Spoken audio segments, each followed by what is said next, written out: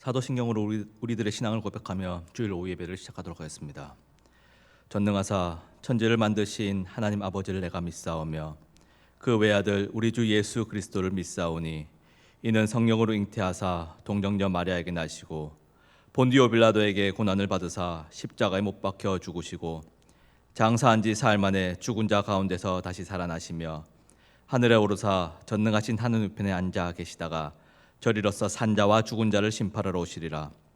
성령을 믿사오며 거룩한 공회와 성도가 서로 교통하는 것과 죄를 사하시는 것과 몸이 다시 사는 것과 영원히 사는 것을 믿사옵나이다. 아멘. 함께 찬송가 370장 찬양하시겠습니다. 찬송가 370장입니다.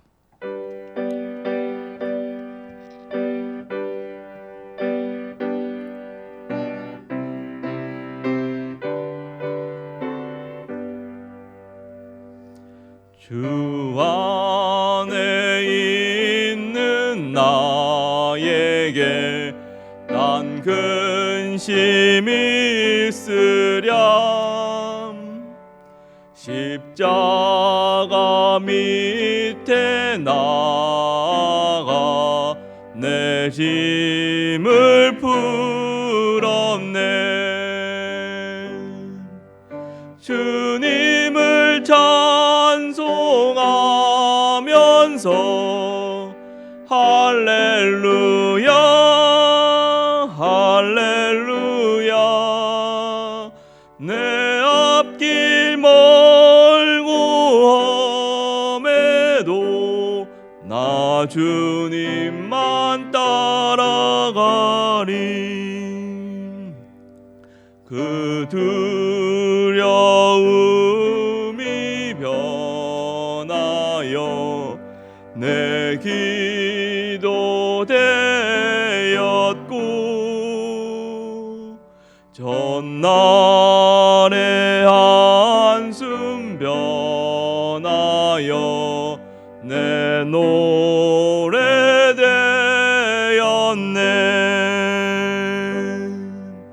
주님을 찬송하면서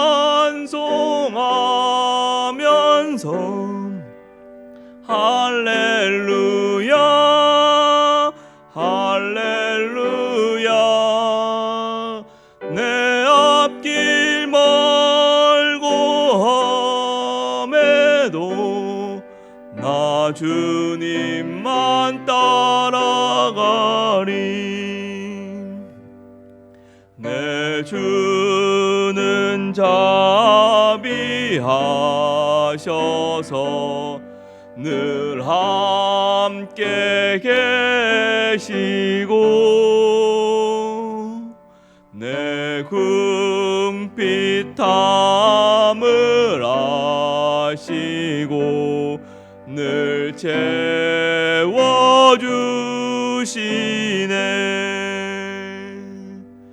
주님을 찬송하며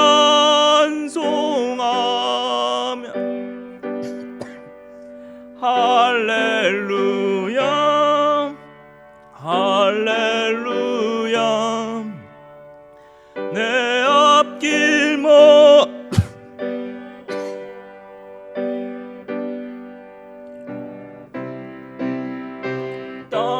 따라가리. 내 주와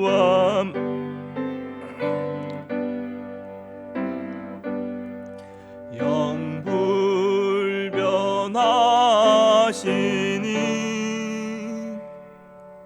그 나라 가기까지는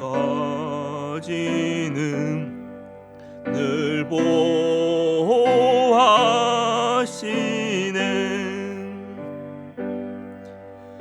주님을 찬송하면서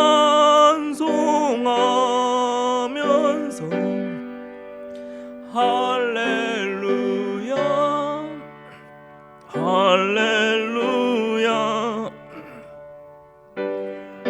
길 멀고 험해도 나 주님만 따라가리.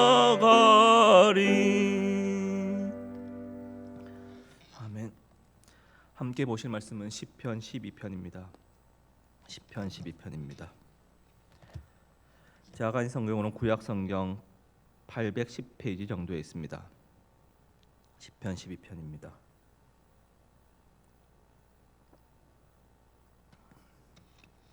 찾으셨으면 함께 교독하시겠습니다. 여호와여 도우소서. 경건한 자가 끊어지며 충실한 자들이 인생 중에 없어지나이다. 그들이 이웃에게 각기 거짓말을 말하며 아첨하는 입술과 두 마음으로 말하는도다. 여호와께서 모든 아첨하는 입술과 자랑하는 혀를 끊으시리니 그들이 말하기를 우리의 혀가 이기리라. 우리 입술이 우리 것이니 우리를 주관할 자 누구리요 하미로다. 여호와의 말씀에 가련한 자들의 눌림과 궁핍한 자들의 탄식으로 말미암아 내가 이제 일어나 그가 원하는 안전한 지대에 두리라 하시도다. 여호와의 말씀은 순결함이요 흙 도가니에 7번 단련한 은 같도다. 여호와여 그들을 지키사 이 세대로부터 영혼까지 보존하시리로다. 비열함이 인생 중에 높임을 받을 때 악인들이 곳곳에서 날뛰는도다. 아멘. 사랑하는 장제 성도 여러분, 다들 아시겠지만 저는 경상도 남자입니다.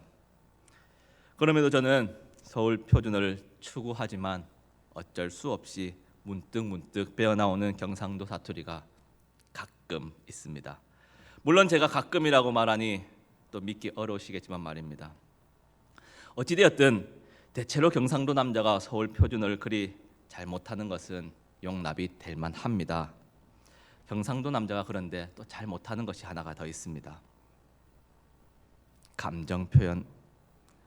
왜 그런지는 모르겠지만 굳이 서울 남자는 잘 하는 것 같은데 경상도 남자는 잘 못한다라고 인정은 하고 싶지 않지만 감정 표현 잘 못한다는 말이 어느 정도는 맞는 말 같습니다. 특히 좋다, 사랑한다 뭐 이러한 표현에서는 경상도 남자는 매우 취약합니다. 그래서 우스갯소리로 경상도 남자의 세 마디라고 하면 퇴근 후에 집에 들어가서 딱 세 마디 한다고 합니다. 아는, 밥도, 짜자. 물론 실제로는 그렇진 않겠지만 그럼에도 경상도 남자가 그만큼 감정 표현이 서툴다는 것을 어느 정도 반영하고 있는 듯합니다. 그런데 말입니다.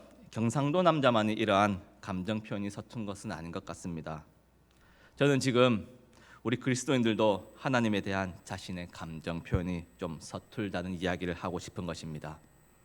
물론 하나님을 높이고 찬양함에 있어서는 그 표현은 부족하진 않은 듯합니다. 하나님을 찬양할 때 우리는 박수치며 찬양하며 전심으로 우리를 구원하신 그 하나님을 기뻐하며 즐거워하며 하나님의 이름을 외칩니다. 다만 참담하고 힘겨운 삶 가운데서 울며 고통스러워하고 있는 현실일지라도 애써 덮어두고 기쁨으로만 획일화된 감정 표현만을 하고 있는 것은 아닌지, 어쩌면 그것이 우리의 현실이 아닌지 모르겠습니다.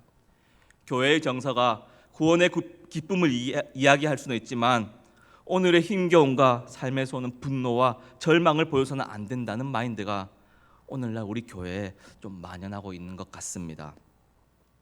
주 이름 찬양이라는 우리에게 꽤 알려진 복음송이 있습니다. 그 2절 가사가 그 주 이름 찬양 가는 길 험할지라도 고통이 따를지라도 주를 찬양해, 이렇게 찬양을 합니다. 가사와 같이 어떠한 상황 속에서도 주의 이름을 찬양해야 함을 이야기합니다. 현실은 고난의 길을 가고 있지만 그럼에도 우리는 주의 이름을 찬양해야 한다. 그것만이 어둠을 지나갈 때 우리가 반드시 견지해야 할 자세이다. 이렇게 말입니다. 여기에 오해가 조금 있는 것 같습니다. 그리고 이러한 오해가 우리의 마음을 좀 더 어렵게 하는 것 같습니다. 이 땅을 발붙이고 살아가다 보면은 뜻하지 않게 어려움을 당하는 경우가 있습니다. 그렇지 않습니까? 정말 속이 답답하고 날벼락 같은 일들이 일어나는 경우가 있지 않습니까? 대체 나에게 왜 이런 일이 일어났냐고 따져 묻고 싶은 경우 있지 않습니까? 가만히 있다가 돌에 얻어맞은 그 개구리의 심정 같은 때, 그런 때 있지 않습니까? 그럼에도 우리는 그때도 답답한 마음, 억울한 마음을 꾹꾹 누르고 그리스도인으로서 기쁨의 감정만을 표현해야 하는 것이 우리 그리스도인입니까? 그리스도인은 억울한데도 참아내야만 하고 답답한 일을 당하더라도 바보처럼 허허 웃으면서 그렇게 살아가야만 하는 것입니까? 물론 구원함을 받았기 때문에 그렇게 해야 한다고 말한다면 차마 다른 말이 입에서 안 떨어지는 것 같기도 합니다. 그럼에도 말입니다. 사랑하는 장제성들 여러분, 오늘 함께 읽은 본문은 다윗의 시입니다. 그런데 다윗이 지금 부르짖고 있습니다. 하나님께 도움을 간절히 구하고 있습니다. 그 위대한 다윗이 하나님을 높이고 그의 이름을 찬양하는 것이 아니라 나 지금 고통 가운데 있어요. 나 지금 너무 힘들어요. 나 좀 도와주세요. 날 좀 건져달라고 다윗은 외치고 있습니다. 사실 우리에게는 익숙한 모습이지 않습니까? 교회 나올 때는 가장 좋은 옷으로 깔끔하게 예배 자리에 앉아 있지만 막상 개인적인 삶에서는 어쩌면 한숨까지 내어쉬면서 하나님 힘듭니다. 하나님 좀 도와주세요. 이 다윗도 우리와 별반 다르지 않았습니다. 어쩌면 불평 같고 어쩌면 하나님께 처량한 신세를 한탄한 것 같지 않습니까? 어렵고 힘든 그의 감정에 너무나 충실한 다윗을 우리는 시편 12편에서 만날 수가 있는 것입니다. 그런데 이 다윗을 힘들게 하는 문제가 좀 의외인 것 같습니다. 다윗은 왕이니까 나라의 경제적 어려움으로 인해 그런 문제나 아니면 정치적으로 이렇게 민감한 사안들 또는 국가의 운명을 결정해야 하는 이웃과의 외교 관계나 아니면 또 다윗이 한 걸 생각해 보면 성경 건축이나 왕궁 건축에 대한 그러한 중요한 문제라고 생각을 할 수 있을 것입니다. 그러한 문제들이 아닙니다. 다윗은 본문에서 말하기를 경건한 사람들이 주변에서 끊어지고 충실한 자들이 그의 인생에서 없어지는 것으로 인해 여호와께 도움을 구하고 있다고 이렇게 노래하고 있습니다. 무슨 의미겠습니까? 결국 다윗은 주변 사람들과의 관계 문제라는 것이 이야기입니다. 관계 문제로 힘들어한다는 이야기입니다. 다윗은 삶 가운데 이 주변 사람들과의 주변 이웃들과의 관계의 문제로 다윗은 힘들어하는 것이며 그래서 하나님께 도움을 구하는 것입니다. 좀 멀게 느껴지고 성경 속에서 위대한 왕 그 다윗이 고민하고 고통스러워하는 것이 어찌 좀 친근한 것 같지 않습니까? 사실 우리의 대부분의 고민의 문제들도 또 이러한 관계 문제 아니겠습니까? 재밌는 것은 6살 난 저희 아들의 고민도 주변 사람들과의 관계 문제라는 것입니다. 유치원 버스에서 누구랑 같이 앉느냐 하는 문제, 또 환희가 좋아하는 사람은 누군데 그 친구가 다른 친구와 놀아서 그 친구가 싫다 이렇게 이야기하는 6살짜리 아이의 그 고민도 주변 사람들과의 관계의 문제로 고민하고 힘들어합니다. 사랑하는 장제성들 여러분, 다윗이 고통 가운데 하나님께 구하는 그 문제가 어떻습니까? 다윗의 그 솔직한 감정 표현 말입니다. 하나님께 구하고 하나님께 아뢰는 그 문제가 너무 거창하지 않아도 국가의 운명을 결정할 만큼 중요한 대소사의 문제가 아니라고 하더라도 하나님께 주변 이웃들과의 관계의 어려움을 토로하고 하나님께 한탄하고 하나님께 도움을 구하며 부르짖어도 좀 괜찮은 것 같지 않습니까? 성경은 다윗도 그렇게 하나님께 도움을 구했다고 말하고 있지 않습니까? 거룩하시고 전능하신 하나님께 어찌 이리 사소한 것까지 도와달라고 아랄까? 그런 고민하지 않으시기를 바랍니다. 그런데 우리는 이때 다윗의 불평이 그 처량한 신세 한탄이 내 주변 사람들 때문에 힘들다고 하는 그 외침이 역동적으로 변하는 것을 시에서 발견할 수 있습니다. 한탄이 변하여 찬양으로 바뀌는 것입니다. 여호와께서 모든 아첨하는 입술과 자랑하는 혀를 끊으시리니 여호와 하나님께서 움직이시는 것입니다. 그가 두 발 뻗고 나서시는 것입니다. 5절에서 그가 이제 일어나 여호와 하나님께서 직접 일어나셔서 고난 가운데 부르짖는 시인을 다윗을 그 친히 안전한 지대로 옮기시는 하나님의 모습을 노래하고 있습니다. 신세를 한탄하며 그 자리에서 머물러 있는 것이 아니라 부르짖고 부르짖으니 여호와 하나님께서 움직이시며 시 또한 역동적으로 한탄에서부터 찬양으로 바뀌는 것을 우리는 만날 수 있는 것입니다. 다윗의 고백이 이제 찬양으로 바뀌었습니다. 고통 가운데 있었지만 하나님께 부르짖음에 하나님께서 부르짖음에 응답하셨고 하나님께서 모든 문제를 해결해 주셨습니다. 그래서 시인은 여호와 하나님을 찬양하며 여호와의 말씀으로 인해 기뻐 즐거워하며 하나님을 높이며 하나님께 영광을 돌리는 모습입니다. 너무 좋습니다. 하나님께 고통을 한탄하며 하나님께 사소한 것이라 할지라도 그 문제를 들으시고 그 문제를 해결하시며 일하시는 여호와 하나님의 모습, 정말 아름다운 모습입니다. 하나님의 살아계신가 그의 능력을 믿는 신자로서 우리도 다윗처럼 사소한 것까지도 하나님께 아뢰며 우리의 어려운 문제를 해결해 주실 분이라는 것을 믿음으로 고백하며 나아갈 수 있을 것 같습니다. 이것이 믿음의 삶이지 않습니까? 어떠한 어려움이 닥쳐와도 우리는 주를 찬양하며 어떠한 고난 가운데서도 좀 힘들어할지는 몰라도 하나님이 일하심을 보장받았기 때문에 시인과 같이 우리도 너끈히 고난을 기쁨으로 통과하며 이겨낼 수 있을 것 같습니다. 그렇게 저는 오늘 이 시편 12편이 7절에서 마무리가 되었다면 정말 아름다울 것 같습니다. 시의 움직임도 한탄에서부터 하나님을 찬양하는 방향으로 움직이며 이는 또한 우리의 삶과 같이 하나님께 대하여 처음에는 불평불만하였지만 하나님의 은혜를 경험하고 나서는 믿음의 삶으로 세상과 타협하지 않고 그리스도인으로 잘 살았다. 이 얼마나 깔끔한 마무리지 않습니까? 군더더기 하나 없는 완벽함이라 말하고 싶습니다. 요즘 대학생들 정말 어렵게 공부해서 자격증 따고 토익에 또 그렇게 인턴까지 해서 그렇게 힘들게 공부한다고 합니다. 그때 하나님 나 힘듭니다. 하나님 도와주세요. 그래서 그 과정 가운데 하나님께서 도우심을 바라며 간신히 졸업을 향해 달려갑니다. 그렇지만 그렇게 자랑스럽게 졸업 가운이라는 것을 입고 학사모 쓰고 사진 찍으면 어떻습니까? 그동안 수고했다 힘들었지 하며 완벽하게 마무리가 되는 것입니까? 군더더기 없는 마무리가 여기까지라면 그럴 것입니다. 하지만 실상은 더 치열한 취업의 문으로 뛰어드는 것입니다.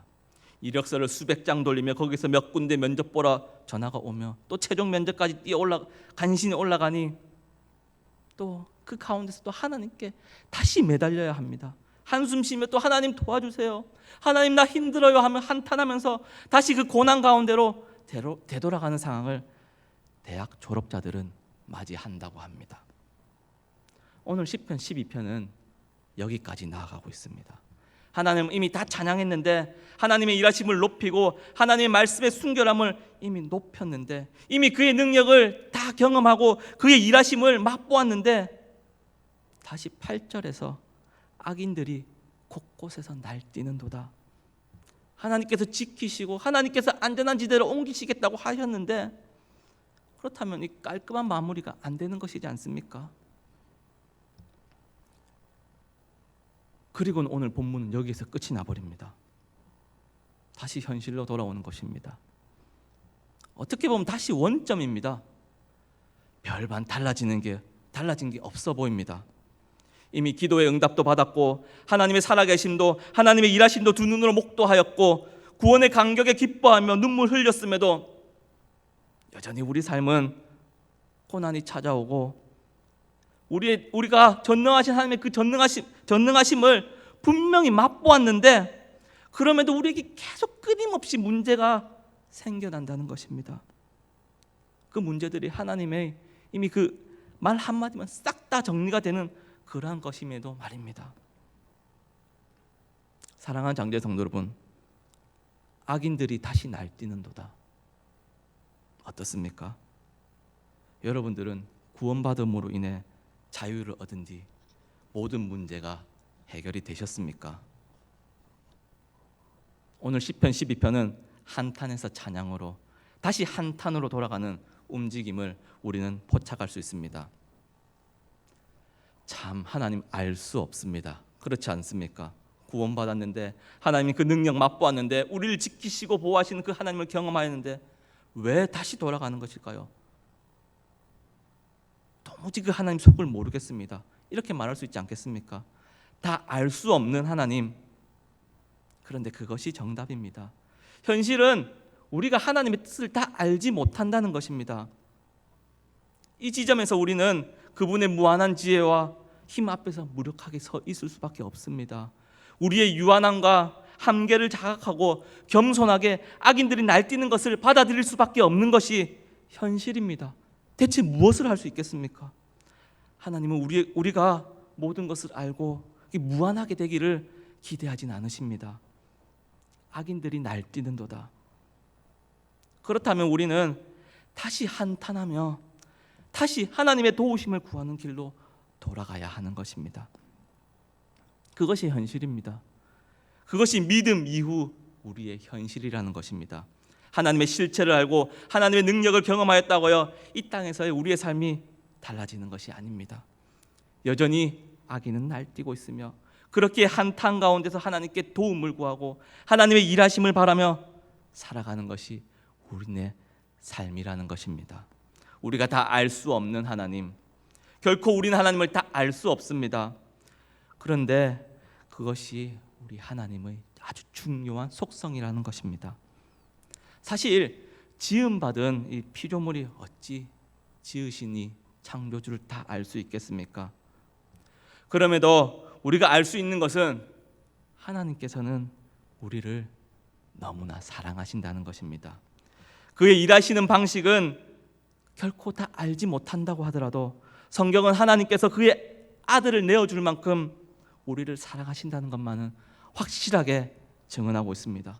성경이 그렇게 말하고 있습니다.